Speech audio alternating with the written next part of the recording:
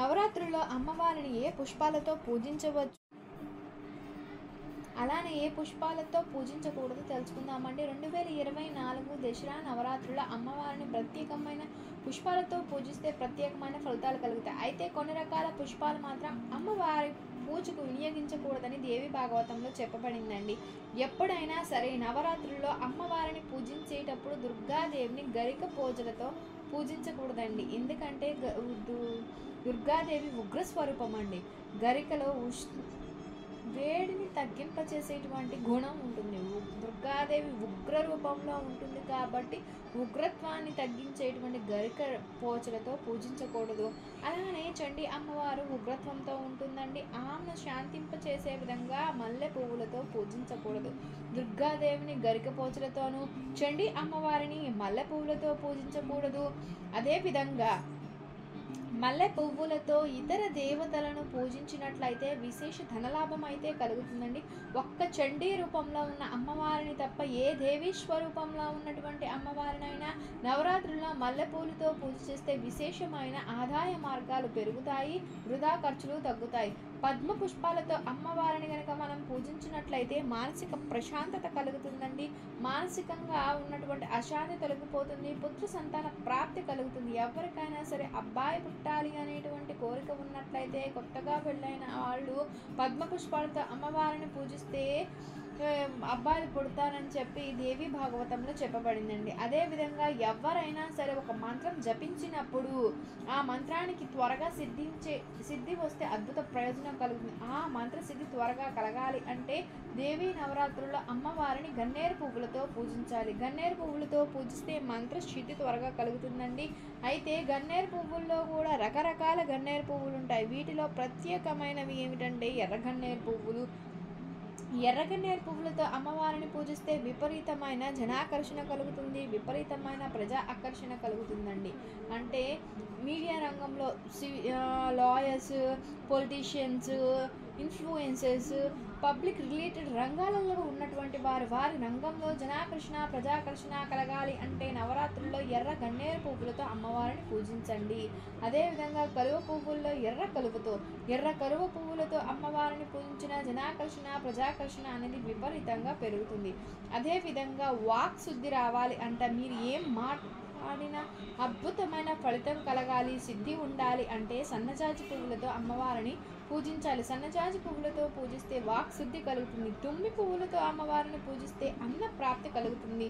జీవితంలో అన్నపానాలకు లోటు లేకుండా ఉండాలి అంటే దేవీ నవరాత్రుల్లో అమ్మవారిని తుమ్మి పువ్వులతో పూజించండి. అదేవిధంగా నవరాత్రుల్లో మనకి దుర్గాష్టమి, ఆ దుర్గాష్టమి వచ్చినటువంటి రోజున జిల్లేడు పువ్వులతో కానీ ఎర్ర తామర పువ్వులతో కానీ అమ్మవారిని కనుక మనం పూజించినట్లయితే మన కోరికలు వెంటనే నెరవేరుతాయని దేవీ తంత్రం అనేటువంటి ప్రామాణిక గ్రంథంలో తప్పబడిందండి. ఎప్పుడైనా మనకు కోరిక ఉండి కోరిక త్వరగా నెరవేరాలి అంటే దుర్గాష్టమి రోజున జిల్లేడు పువ్వులతో ఎర్ర తామర పువ్వులతో కానీ అమ్మవారిని పూజించండి. ఆ కోరిక వెంటనే క్షణకాలంలో తీరుతుందని దేవీ భాగవతంలో చెప్పబడింది. అలానే అమ్మవారిని పూజించేటప్పుడు కాల సర్ప తీవ్రతను తగ్గించడానికి ఒక్క పారిజాత పుష్పాన్నైనా సరే అమ్మవారికి సమర్పించండి. పారిజాత పువ్వులతో అమ్మవారిని పూజిస్తే జాతకంలో ఉన్న 12 రకాల కాల సర్ప దోషాల నుంచి సులభంగా బయటపడగలం. అంతటి శక్తి పారిజాత పుష్పాలలో నవరాత్రుల అమ్మవారికి చేసే పూజకు ఉంటుంది. అలానే కొన్ని పత్రాలు అమ్మవారికి సమర్పిస్తే విశేష ఫలితం కలుగుతుంది. వాటిలో తులసి, మరువం, ధవళం అలా రకరకాలుగా ఉంటాయి. మరువం అమ్మవారికి సమర్పిస్తే ధనలాభం కలుగుతుంది.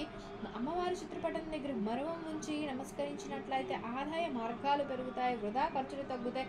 అదేవిధంగా అమ్మవారి పూలమాలికలు కట్టేటప్పుడు పూలమాలికల్లో ధవళాన్ని ఉంచి ఆ ధవళం అలంకరించినటువంటి పూలమాలికలు అమ్మవారికి సమర్పిస్తే సర్వ కోరికలు అతి త్వరలో నెరవేరుతాయి. అదేవిధంగా నవరాత్రుల్లో సరస్వతీదేవిని కానీ పార్వతీదేవిని కానీ తులసీ దళాలతో కనుక పూజించినట్లయితే మనోభిష్టాలు త్వరగా నెరవేరుతాయని చెప్పి నీలతంత్రం అనేటువంటి ప్రామాణిక గ్రంథంలో చెప్పబడింది.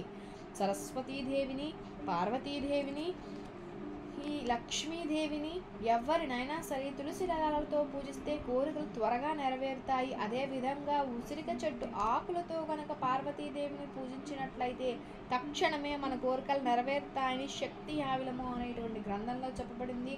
అందువల్ల ఎవరైనా శివపార్వతుల ఫోటో పెట్టుకుని నవరాత్రులలో ఉసిరిక చెట్టు ఆకులతో శివపార్వతుల ఫోటోలో పార్వతీదేవికి పూజ చేయండి. లేక తమలపాకులో పసుపు ముద్ద ఉంచి ఆ పసుపు ముద్దకు పైన కింద ఎడమ వైపున బొట్లు పెట్టి కుంకుమతో దాని పార్వతీ స్వరూపం గౌరీ స్వరూపంగా భావించి ఉసిరిక చెట్టు ఆకులతో పూజిస్తే ఓం శ్రీ గౌరీదేవియే నమః అని చెప్పవచ్చు.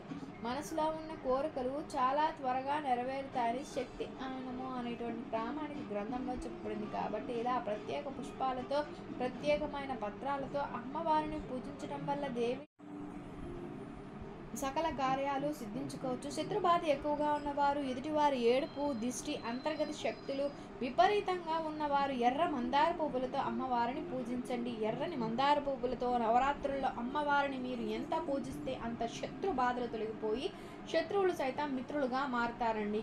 ఇలా అమ్మవారిని రకరకాల పుష్పాలతో పూజించండి. అమ్మవారి యొక్క సంపూర్ణ అనుగ్రహాన్ని పొందండి. మీకు కనుక ఈ వీడియో నచ్చినట్లయితే లైక్ చేయండి, షేర్ చేయండి, సబ్స్క్రైబ్ చేయడం మర్చిపోకండి. కొత్తగా వాచ్ చేసినట్లయితే